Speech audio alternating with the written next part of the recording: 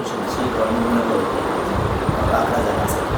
काँग्रेस पक्ष त्या ठिकाणी 3 जागा लढण्याची शक्यता आहे. आपला पक्ष जो आहे राष्ट्रवादी शरद पवार साहेबांचा हा किती जागा लढेल? मला असं वाटतं की कसं असतं की ज्या त्या ह्याच्यामध्ये कशी मूल्यमापन आहे, म्हणजे मतांचं काय आपला टक्का आहे त्या पक्षाचा, त्या पद्धतीनं ते उमेदवारी दिली जाते आणि तो राईट मूल्यमापन करून महाविकास आघाडीचे नेते ठरवतील असं मला वाटतं. पक्ष सोडून गेलेले आहेत त्यांच्यासाठी दारे खुले म्हटलेले आहेत, किती येण्याची शक्यता वाटते? पवार साहेबांनी असंही म्हणालेत की जर आम्हाला अतिशय काही योग्य वाटत असतील तर असे 100% दरवाजा बंद नसतो, पण जर काही लोकांचा इच्छा असेल आणि त्या दृष्टिकोनातून जर पक्षाला वाटत असेल तर काल परवा पवारसाहेबांनी हेही मान्य केलं की 100%च बंद असतात असं नाही, असेसमेंट करून त्या ठिकाणी निर्णय त्या विधानसभा मतदारसंघाचा घेण्यात येईल असं आदरणीय पवारसाहेबांनी काल परवाच्या बाईटमध्ये आपल्याला सांगितलेलं आहे. हे बघा, मी असेल, इथे आमचे गुलाबराव गावंडे आपले विभागीय निरीक्षक आहेत, हे पण या जिल्ह्याचे निरीक्षक आहेत, आमचे चव्हाण साहेब औरंगाबादहून म्हणजे छत्रपती संभाजीनगरहून मुद्दाम आलेत. तर आम्ही सगळेजणं आता परवा दिवशी जी पवारसाहेबांची मीटिंग पुण्याला झाली त्यामध्ये साधारणपणे विधानसभेच्या साठी कोणते मतदारसंघ सुटेबल राहतील याचा कानोसा घेण्यात आला आणि त्यामध्ये मोठ्या संख्येने लोकांचं, राष्ट्रवादीच्या नेत्यांचं, वेगवेगळ्या विभागाचं मत होतं, शरद पवार गटाचं, की आपण मोठी संख्येने आपण लढवण्याची क्षमता आपल्यात आहे, उमेदवार आपल्यात आहेत आणि चांगल्या पद्धतीची वातावरण निश्चित प्रकारे आहे आणि म्हणून त्याची चाचपणी करण्यासाठी प्रदेशाध्यक्ष जयंत पाटील साहेब यांनी मलासुद्धा आणि आम्हाला सगळ्यांना या ठिकाणी पाठवलं. प्रामुख्याने संघटनेचा आढावा घ्या, कशी संघटना आहे, सगळीकडं बूथ कमिटी झाली का नाही, सगळीकडं संघटनेचे जे पदाधिकारी आहेत, एवढी मोठी जी पडझड झाली मधल्या काळात, त्या ठिकाणी सगळे तालुका अध्यक्ष, विधानसभा अध्यक्ष आणि सगळे फ्रंटल सेल सगळे नेमले गेलेत का नाही, काही रिक्त असतील तर भरले पाहिजेत आणि त्याचबरोबर सगळ्यांचा आढावा घेऊन त्यांचं काम कसं चाललं आहे, त्यांना अडचणी काही आहेत का, ह्या जाणून घेण्याचं काम आम्ही आत्ता जवळजवळ 2 तासापासून या ठिकाणी केलेलं आहे आणि ते केल्यानंतर तालुकानिहायसुद्धा त्यांच्या काय अडीअडचणी आहेत त्या ऐकून घेतल्या. म्हणजे त्यांचा विधानसभा लढायची आहे का, त्यांची ताकद आपली राष्ट्रवादी शरद पवार गटाची आहे का महाविकास आघाडीमध्ये काँग्रेस आणि उबाटाला सोडलं पाहिजे, या सगळ्या विचारांची चर्चा आम्ही या ठिकाणी केली आणि आमच्या सगळ्या संघटनेच्या पदाधिकाऱ्यांना आम्ही जरा प्रोत्साहन दिलेलं आहे.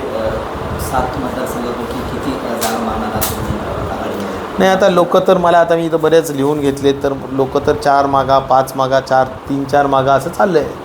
आता त्या दृष्टिकोनातून बघूया. आत्तापर्यंत आम्ही जळगाव, जामोद, त्याच्यानंतर सिंदखेड राजा आणि मेहकर हे 3 बऱ्यापैकी सातत्याने निवडून लढवत होतो.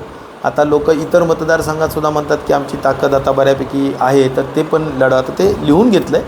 आज या ठिकाणी लगेच बोलण्यात गरज नाही, पण जनरली कार्यकर्त्यांचं मनोगत आणि कानोसा आम्ही घेतलेला आहे, विधानसभा निहाय, तालुका निहाय, आणि त्यामुळं आता महाविकास आघाडीच्या नेत्यांबरोबर आम्ही ज्यावेळेस आमची पक्षश्रेष्ठी आम्ही सगळे बसू त्यावेळी आम्ही आमची तिथे काय अपेक्षा आहे ती सांगू, त्यानंतर आपले ते ठरवतील.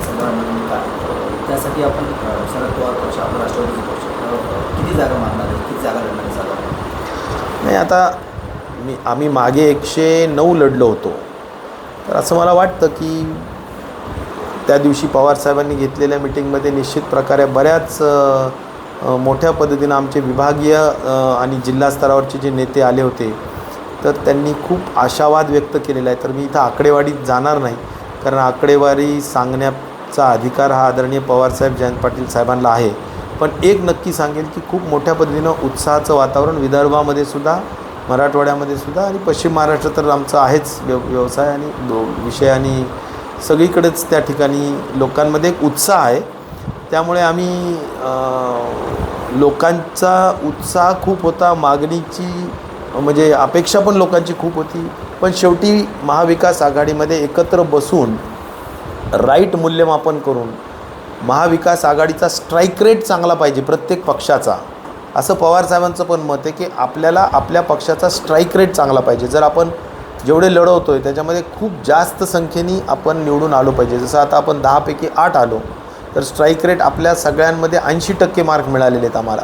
तर तसे आपल्याला मार्क्स चांगले मिळाले पाहिजे, स्ट्राईक रेट चांगला पाहिजे अशी पवारसाहेबांची अपेक्षा आहे. त्या दृष्टिकोनातून राईट मूल्यमापन करूनच आम्ही त्या ठिकाणी तिकीट मागण्याचा प्रयत्न करू. महाविकास आघाडीमधले सगळे ज्येष्ठ उद्धवजी असतील किंवा काँग्रेस पक्षाचे नाना पटोले साहेब असतील, हे सगळेजण बाळासाहेब थोरात असतील, सगळे बसून एक्झॅक्ट आकडा जो काय असेल तो ठरवतील. पण राष्ट्रवादी काँग्रेस शरद पवार गटामध्ये महाराष्ट्रभरामध्ये सर्व विभागामध्ये निश्चित प्रकारे एक उत्साहाचं वातावरण आहे.